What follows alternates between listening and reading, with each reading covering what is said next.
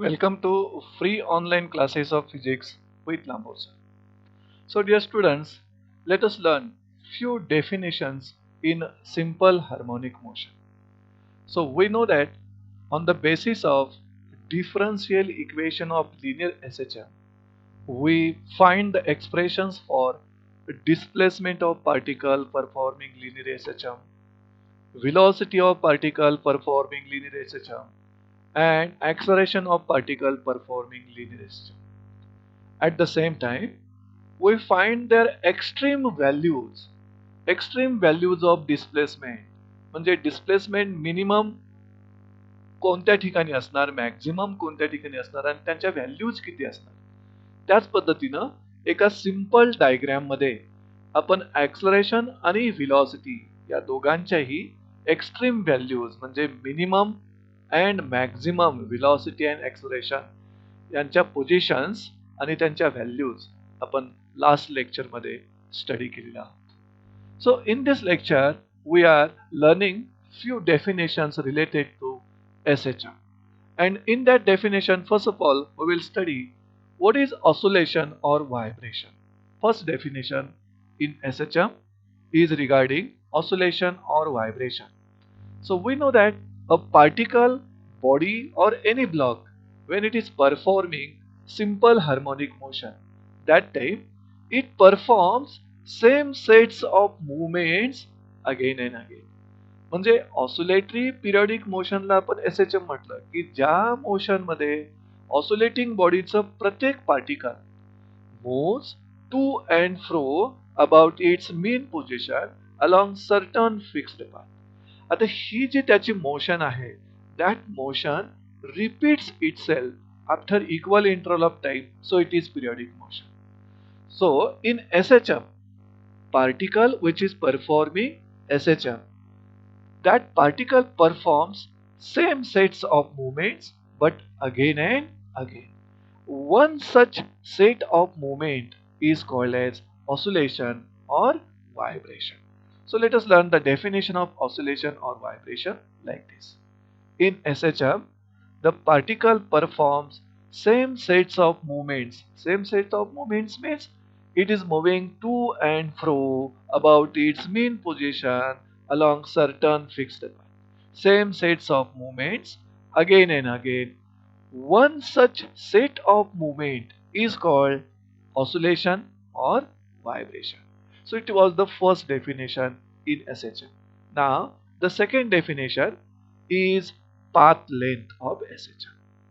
आपल्याला माहिती आहे, जर लिनियर SHM आपण स्टडी करत असेल तर त्या लिनियर SHM मध्ये जो फिक्स्ड पाथ असतो, सर्टन पाथ असतो, त्याचं नेचर स्ट्रेट असतं. मग त्या पाथची लेंथ म्हणजे काय ते आपण इथं समजावून घेऊया. See here path length capital L न डिनोट केले आपण, that is equal to twice a. What is a? Amplitude of SHM. So this path length is nothing but distance between, what is it? Distance between two extreme positions of particle performing simple harmonic motion. So it is defined like this. The distance between two extreme positions of the particle performing SHM is called path length. मग extreme position मधलं distance आणि आपल्याला माहिती आहे मीन position to extreme position या डिस्टन्सला आपण amplitude म्हटलं. आणि दोन एक्स्ट्रीम पोझिशन मधलं डिस्टन्स घ्यायचं असेल तर 2 times amplitude. That's why path length L equal to 2 times amplitude. You will get the formula for this and it is defined like this. Now the third definition is amplitude or we will find out the path length or distance covered by particle in one oscillation. In one oscillation, particle completes 4 movements, isn't it? One oscillation, particle completes 4 movements. So in one oscillation, the distance covered by particle, see here, distance covered by particle equal to 4 times amplitude, because one oscillation consists 4 movements. If particle is starting its motion from the mean position, then particle will move from mean position to extreme position, one movement. For that, it will take distance a. Next, the particle will move from extreme to mean. Second movement, also distance, amplitude it will cover. And from mean position to next extreme, and next extreme to again mean position, one oscillation will complete. And to complete this one oscillation, the particle will cover distance equal to 4 times amplitude. Now this is about the distance covered by particle in one oscillation. Then what about the displacement? We know that distance is only magnitude, it has only magnitude. But displacement, now question now arises, what is the displacement of particle in one oscillation? We know that displacement of particle has both magnitude and direction. Then in one oscillation, displacement of particle is equal to 0. कारण जर particle मीन position पासून positive एक्स्ट्रीमला जात असेल तर ते positive displacement, आणि positive extreme पासून जर मीन पोझिशनला येत असेल तर ते negative displacement that will get cancel. So in one oscillation, distance covered by particle equal to 4 times amplitude, but displacement is equal to 0. Now the third definition, amplitude of SHM. So this amplitude of SHM is nothing but maximum displacement of particle performing SHM from its mean position. Means simply it is the distance between mean position to extreme position of SHM. So amplitude can be defined like this: maximum displacement of a particle performing SHM from its mean position is called the amplitude of SHM. म्हणजे simply त्याला तुम्ही असं पण म्हणू शकता, mean position पासून extreme position, मग ती पॉझिटिव्ह एक्स्ट्रीम पोझिशन असेल किंवा निगेटिव्ह एक्स्ट्रीम पोझिशन असेल, mean position to extreme position जे डिस्टन्स आहे त्याला तुम्ही amplitude म्हणू शकता. So let us explain amplitude of SHM. And to explain this, we will consider or refer one diagram. In that diagram, a particle P is performing SHM along straight line Mn about the mean position O. आता या सेंटेन्सला explain करणारी diagram refer करू आपण. See this diagram. Mn is the straight or linear path of SHM. O is its mean position, and this particle P is performing linear SHM along this path Mn about the mean position O. And you can see here, this is the mean position and this is the negative extreme position. Mean position to extreme position जे distance आहे यालाच तुम्ही म्हटलात amplitude of SHM. आणि ही amplitude समजावून घेण्यासाठी आपण डिस्प्लेसमेंटची जी 3 expressions काढलेली आहेत, इक्वेशन्स काढलेले आहेत, त्यातील जनरल एक्सप्रेशन फॉर डिस्प्लेसमेंट आपण रेफर करूया. General expression for displacement of particle performing SHM at time t. हे जनरल एक्सप्रेशन म्हणजेच युनिव्हर्सल एक्सप्रेशन आहे डिस्प्लेसमेंट ऑफ पार्टिकल. म्हणजे पार्टिकल ह्या Mn पाथवर त्याची मोशन कुठूनही स्टार्ट करेल. You can refer its displacement by this equation, x equal to a sin omega t plus phi. So this is the general expression for displacement of particle performing SHM at time t. म्हणजे p particle p point जवळ असेल त्यावेळी त्याच्या displacement साठी तुम्ही हा formula use करू शकता. आणि if the particle is starting from the mean position, त्यावेळी त्याचं डिस्प्लेसमेंट आपण x equal to a sin omega t न घेतो. आणि if the particle is starting its motion from extreme position, positive extreme position असेल किंवा निगेटिव्ह एक्स्ट्रीम पोझिशन असेल, त्यावेळी तुम्ही डिस्प्लेसमेंटचं इक्वेशन घेता x equal to a cos omega t. पण इथं मात्र पार्टिकल हे एनी पोझिशन पासून स्टार्ट करते. म्हणजे p पॉइंट जवळ पार्टिकल असताना त्याच्या डिस्प्लेसमेंटचं एक्सप्रेशन घ्यायचं असेल तर आपण जनरल एक्सप्रेशन घेणार for displacement and it is written like this. आता यामध्ये the particle will have its maximum displacement when, म्हणजे x ची व्हॅल्यू मॅक्झिमम म्हणजे किती a असणार, and that is depends upon the value of this sign. म्हणजे sign ची value maximum कधी असणार, पॉझिटिव्ह एक्स्ट्रीमला असेल तर +1 आणि निगेटिव्ह एक्स्ट्रीमला असेल तर -1. म्हणजे the particle will have its maximum displacement म्हणजेच एक्स इक्वल टू ए कधी असणार sine omega T plus phi equal to +1 और -1. आता +1 कधी +1 राईट एक्स्ट्रीमला असेल किंवा पॉझिटिव्ह एक्स्ट्रीमला असेल तर आणि -1 कधी निगेटिव्ह एक्स्ट्रीमला असेल तर so that is when displacement maximum असेल कधी sine omega T plus phi is equal to +-1. आता हे +-1 मध्ये omega T plus phi equal to 90 असेल म्हणजे 90 कुठं पॉझिटिव्ह एक्स्ट्रीम पोझिशनला जर पार्टिकल असेल तर म्हणजे एन पॉईंट जवळ जर पार्टिकल असेल तर omega T plus phi equal to π/2 म्हणजे 90 डिग्री आणि जर ते पार्टिकल यम पोझिशनला असेल म्हणजे निगेटिव्ह एक्स्ट्रीम पोझिशनला असेल तर त्या ठिकाणचा अँगल 270 म्हणजे 3π/2 -1 असेल म्हणजे +1 येण्यासाठी पार्टिकलनं मीन पोझिशन पासून पॉझिटिव्ह एक्स्ट्रीमला जावं 90 अँगल मिळेल आणि -1 जर पाहिजे असेल तर पार्टिकलनं पुन्हा पॉझिटिव्ह एक्स्ट्रीम वरून पुन्हा निगेटिव्ह एक्स्ट्रीमला जायचं यम पॉईंट जवळ त्यावेळेचा अँगल हा 270 म्हणजे 3π/2 असेल म्हणजे +1 किंवा -1 एक्स्ट्रीमलाच असणार आहेत व्हॅल्यू त्यावेळी एक्स इक्वल टू किती येईल पहा +-a. इन दिस केस हे +- कशासाठी प्लस ज्या वेळेला पॉझिटिव्ह एक्स्ट्रीमला जर पार्टिकल असेल म्हणजे एन पॉईंट जवळ असेल या पाथवर आणि मायनस कधी -a कधी जर ते पार्टिकल निगेटिव्ह एक्स्ट्रीमला असेल म्हणजे एम पॉईंट जवळ असेल तर आणि या एक्सप्रेशन मध्ये the distance a is called amplitude of SHM. See here, this distance A is called amplitude of SHM. So in this way we consider three definitions. First one, oscillation किंवा vibration कुणाला म्हणायचं. Next, what is the path length of SHM? And third one is the amplitude of SHM. आता आपण SHM चा period आणि frequency या दोघांच्या definitions आणि त्यांचे एक्सप्रेशन्स फाइंड आउट करूया. Period of SHM capital T न डिनोट करायचा. आणि what is period of SHM? आपल्याला माहिती आहे SHM is the simplest type of oscillatory periodic motion. म्हणजे पिरियडिक मोशनचा तुम्ही पिरियड जसा डिफाईन केलाय तसाच पिरियडची डेफिनेशन SHM च्या पिरियडसाठी येईल. So it can be defined like this: the time taken by particle performing SHM to complete one oscillation or one vibration.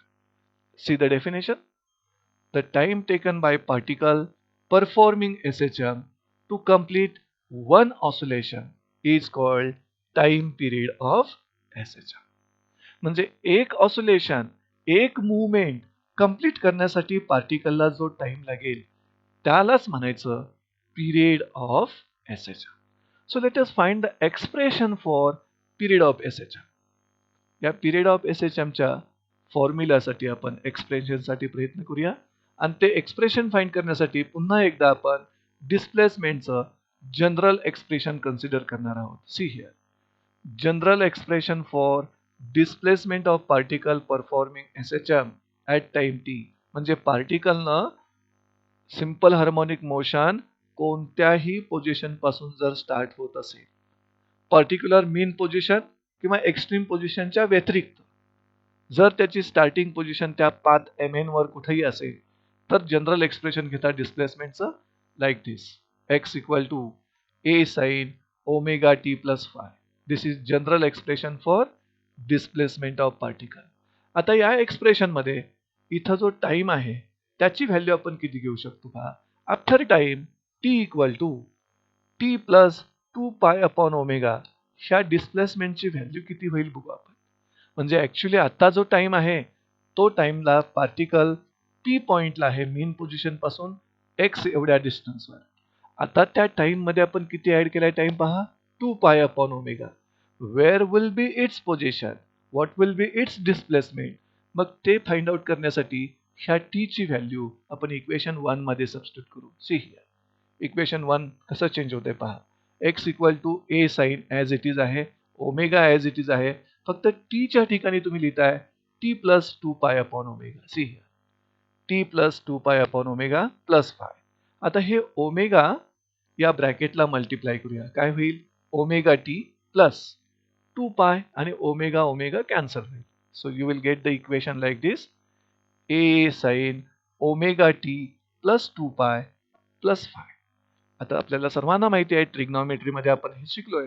Sign omega T plus 2 पाय याची value तुम्हाला मिळेल साइन ओमेगा टी आणि पुढं plus 5 आहेच. Therefore X equal to A sine omega T plus 5 equation 2 मिळतं. म्हणजे हे जे डिस्प्लेसमेंट आहे, हे डिस्प्लेसमेंट कधी? टाइम तुम्ही किती घेतल्यानंतर? T plus 2 pi upon omega. आणि हे इक्वेशन 1 मध्ये जे डिस्प्लेसमेंट आहे, यावेळी that particle is at point P at time T. हा टाइम, या टाइम मध्ये तुम्ही किती ऍड केलंय? 2 पाय अपॉन ओमेगा. त्यावेळी देखील पार्टिकलचं जे डिस्प्लेसमेंट आहे ते सेमच मिळते. आता यावरून कन्क्लुजन आपण काय फाइंड आउट करूया? दिस शोज दॅट इक्वेशन 2 आणि इक्वेशन 1 यातून मिळालेलं आपल्याला डिस्प्लेसमेंट सेमच मिळतं. याचा मिनिंग काय घ्यायचा? पण इक्वेशन 1 मधला टाइम जो आहे त्यामध्ये तुम्ही किती ऍड केलंय? 2 पाय अपॉन ओमेगा हा टाइम ऍड केलाय. लक्षात घ्या. तरी देखील पार्टिकलची पोझिशन किंवा पार्टिकलचं डिस्प्लेसमेंट आपल्याला सेमच मिळते. So this shows that particle is in the same position after a time T equal to 2 pi upon omega.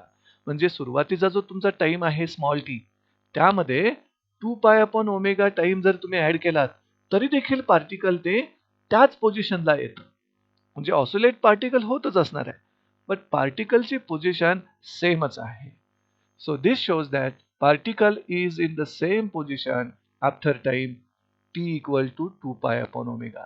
मग पार्टिकलची पोझिशन सेम असेल तर ऑसिलेटरी पार्टिकलनं एक ऑसिलेशन कंप्लीट केलं असं आपल्याला म्हणता येईल इन दिस टाइम.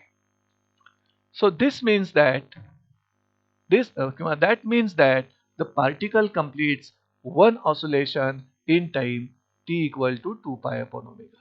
कारण इक्वेशन 1 मध्ये पार्टिकलची पोझिशन जिथं आहे तिथंच पोझिशन इक्वेशन 2 मधील पार्टिकलची आलेली आहे.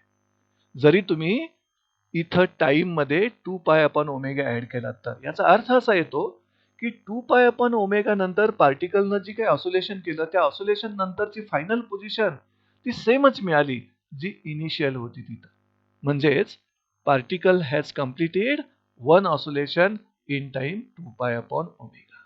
So it is clear that it can be shown that t equal to 2 pi upon omega, see here, t equal to 2 pi upon omega is the minimum time after which particle repeats its motion. म्हणजे ह्या वेळेनंतर after दिस time particle त्याची पुन्हा motion जी same आहे तीच repeat करणार. After the same time 2 pi upon omega particle will repeat his motion again along the same path. त्यामुळं हा जो टाइम आहे T equal to 2 pi upon omega, ज्या टाइम मध्ये त्या पार्टिकलनं एक ऑसिलेशन पूर्ण करून सेम पोझिशनला आलेलं आहे पार्टिकल, त्याच टाइमला तुम्ही पिरियड ऑफ SHM म्हणू शकता. According to definition see here, hence period of SHM is given by T equal to 2 pi upon omega. आता ह्या काय घेतला आपण पिरियड? तर या टाइम मध्येच पार्टिकल इनिशियल पोझिशनला जे होतं ते पुन्हा पार्टिकल ऑसिलेट होऊन त्याच ठिकाणी आलेलं आहे. म्हणजे एक ऑसिलेशन कंप्लीट करण्यासाठी इतका टाइम लागला, म्हणून आपण याला म्हणू शकतो पिरियड ऑफ SHM. पण ओमेगा रूट मध्ये लिहिताना आपण रूट ओमेगा स्क्वेअर असं लिहू शकता, 2 pi upon root omega square. But differential equation ज्या वेळेला आपण डिराईव्ह केलं त्या डिफरन्शियल इक्वेशन मध्ये ओमेगा स्क्वेअर इक्वल टू आपण काय घेतलं होतं पहा, ओमेगा स्क्वेअर इक्वल टू घेतलं होतं पहा T equal to 2 pi under root acceleration per unit displacement. ह्या ओमेगा स्क्वेअरला आपण म्हटलंय डिफरन्शियल इक्वेशन डिराईव्ह करताना. आणि ऍक्सलरेशन पर युनिट डिस्प्लेसमेंटची व्हॅल्यू किती घेतली पहा आपण, के अपॉन एम घेतली होती आणि त्याला तुम्ही म्हटला होता ऍक्सलरेशन पर युनिट डिस्प्लेसमेंट. म्हणजे इथं या इक्वेशन मध्ये तुम्ही ओमेगा स्क्वेअरची व्हॅल्यू लिहू शकता के अपॉन एम. सो आणि के अपॉन एम म्हणजेच काय, ऍक्सलरेशन पर युनिट डिस्प्लेसमेंट. त्यामुळे हा फॉर्म्युला तुम्ही बदलू शकता, इथं लिहू शकता K upon M. See here, K upon M लिहिल्यानंतर पुन्हा तुम्ही रूटला रिव्हर्स करू शकता. म्हणजे m जे आहे ते न्यूमरेटरला जाईल आणि k आहे ते डिनॉमिनेटरला राहणार. See here therefore t equal to 2 pi under root m upon k and this is what required expression for period of SHM. Actually तुम्ही फॉर्म्युला 2 पाय अपॉन ओमेगा हा जो पिरियड आहे तो पिरियडिक मोशनचा आहे, म्हणजे युसीएमचा आहे. पण एसएचएम ही पिरियडिक मोशन आहे, त्यामुळे त्याला पण तो फॉर्म्युला लागू पडतो. फक्त इथं आपण एक्स्ट्रा काय घेतलं, ओमेगाची व्हॅल्यू रूट ओमेगा स्क्वेअर मध्ये घेतलात तर ते ओमेगा स्क्वेअर काय होतं, ऍक्सलरेशन पर युनिट डिस्प्लेसमेंट, आणि त्याची व्हॅल्यू आपल्याकडे माहिती आहे के अपॉन एम. मग के अपॉन एम जर इथं तुम्ही सबस्टिट्यूट करत असाल तर एम न्यूमरेटरला जाणार आणि के डिनॉमिनेटरला राहील. त्यामुळं फायनल इक्वेशन मिळेल T equal to 2 pi under root M upon K. Equation 3 which is the expression for period of SHM. यामध्ये एम काय, मास ऑफ दॅट ब्लॉक किंवा mass of particle performing SHM, and what is K? This is the force constant. So in this way we studied the fourth definition in SHM. This is the period of SHM. Now the fifth and last definition is the frequency of SHM. आपल्याला सर्वांना माहिती आहे period आणि frequency मध्ये relation काय आहे, कारण frequency is equal to reciprocal of period. पण फ्रिक्वेन्सी डिफाइन कशी करायची पहा, the number of oscillations completed by a particle performing SHM per unit time. म्हणजे युनिट टाइमला पार्टिकलनं किती ऑसिलेशन्स कंप्लीट केली याचा नंबर म्हणजेच frequency of SHM. So once again you can go through this definition. The number of oscillations completed by a particle performing SHM per unit time, that number is called frequency of SHM. या फ्रिक्वेन्सीचं expression काढू आपण, आणि आपल्याला माहिती आहे in period T particle completes one oscillation. म्हणजे एका period मध्ये पार्टिकलचं एक ऑसिलेशन कम्प्लीट होतं. See here in period T particle completes one oscillation. Then in unit time how much oscillation the particle will complete, see here.